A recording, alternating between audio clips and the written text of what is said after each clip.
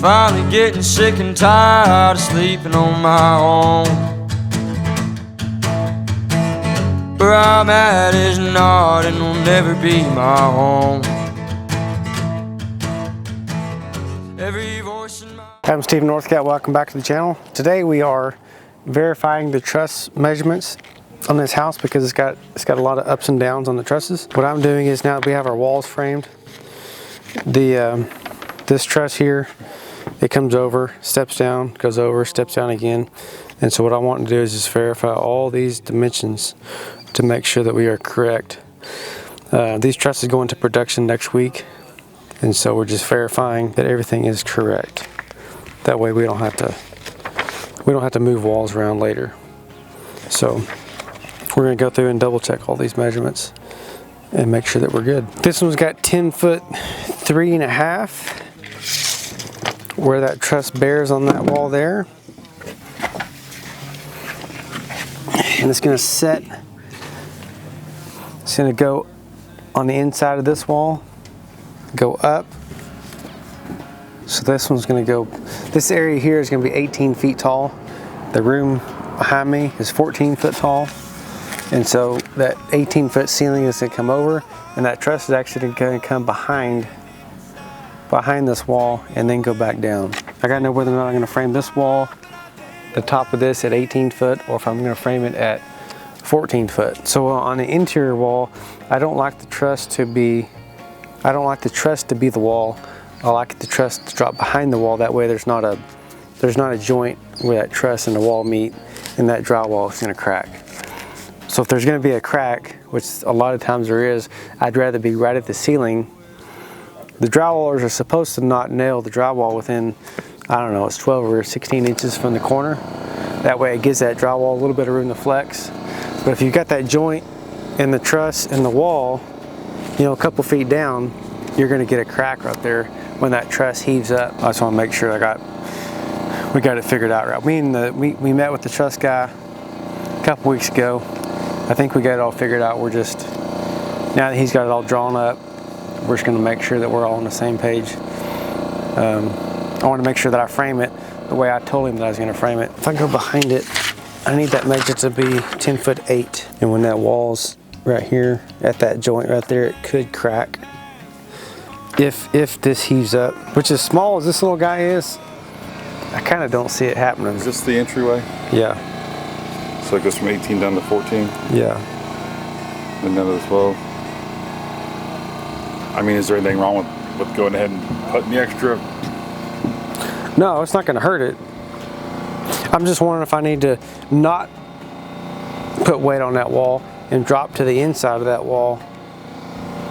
Instead of making the truss itself part of the wall, let it go behind the wall. Even though it may be sitting on the wall, if the truss moves up and down, it'll move up and down at this point here versus down here.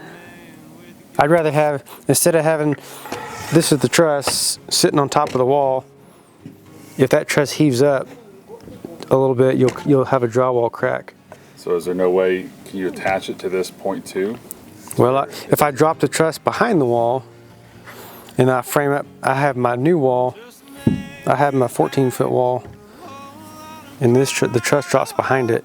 If it cracks, it'll be up here in the corner, which is when they do with drywall, it shouldn't crack if they don't nail it right at the end. So the trusses in this room, are going to set on that plate, and it'll be flat, and then it'll go up. So this wall needs to be framed. You need to add 4 feet to the top of this wall and that wall. 4 feet more? 4 feet more. The living room is 14 foot. Okay. So the trusses are going to go, they're going to stop 3/4 back. That way you can put 4 feet on top and you can put plywood on there. So the trusses will go up behind it and then over the top. Okay. The 18 foot area, it's the same thing. You're going to frame it all the way up to 18 foot. And the truss is going to come over, and then it's going to drop on that side and come back down to the 14 foot. So my beam, I need to set my beam over here or over here flush? Over here. This beam was set at the bottom of it at 14. So you're gonna drop it down to 14. That's it. Yes. Okay. The beams over here, it'll be sitting on top of that wall. All the way close to that one. I Yeah. got my. Yeah, you can either get some Both long right ones here. or we can get some short ones. I guess it'd be easier to just get a long one. To me, that was better. Okay, let's just do that. Clayton, we're gonna run this LVL front all the way to back. And it'll sit on top of the 10-foot wall. Is that not what you want? I don't have You want? That sounds like a very expensive LVO. Well, they're sold by the foot. We gotta have the lineal footage regardless. Because we gotta have something. We gotta have something here. Yeah. I gotta have something to frame that 18-foot wall on top of. Yeah, I thought you needed one. Yeah, I gotta have. Here. Yeah, I gotta have right here and then also right here. So you're saying we don't have to necessarily get a solid beam from here? Well, it's gonna save you buying a hanger if we do. Okay. We'll run this one front to back, and then this one will butt into it, and then this one will be up high. Just let me know what you need. That's gonna be a special order for sure. Yeah. Well, 84. They stock them in 48-foot lengths. They just cut them off, whatever you want. Well, I'm just talking about how tall's got. Oh, it don't have to be too bad because you're not carrying. Okay, I was thinking you're talking like 24 inches or something. No. I'm thinking it may even be 11 7/8 might be it because you're only carrying. All we're carrying is that 4 foot of wall. Yeah, I think. Right, yeah, the 11 trusses. Yeah, I'm thinking that the trusses really aren't on it. There's no way. You're just talking about that wall work. Yeah, all we're having to do is carry 4 foot of drywall across that living room. Because your beams will be suspended off the trusses. I think 11 7/8 is fine.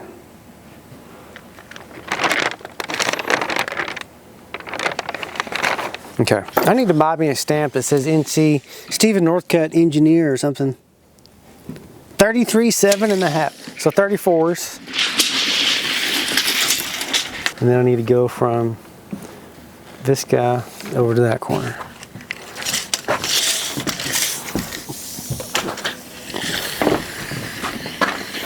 No, just to the, yeah, I guess it'll go all the way, won't it? 22s. So two 22s. 2 of them 34, 2 of them 22. Yeah, so when I say 2 ply, it's 2 of them, right? Yeah, they'll be 1 3/4 wide. 1 3/4. And then I'll need one hanger, 3.5. Tell them either tell them double LVL hanger or 3.5 inch wide by 12 or something. Okay, so I'm measuring the garage to make sure that in order to get our 8-foot garage door, we had to bump the beam up 12 inches. And so the truss is actually going to go butt the beam, put a hanger on the truss, and go up over the beam, and the tails will go on past. So I'm just verifying that this measurement is right, which it is. So, and then I just talked to the truss company. They're going to add another. Since the tail is flying past the top of the tail is going to go on past the beam.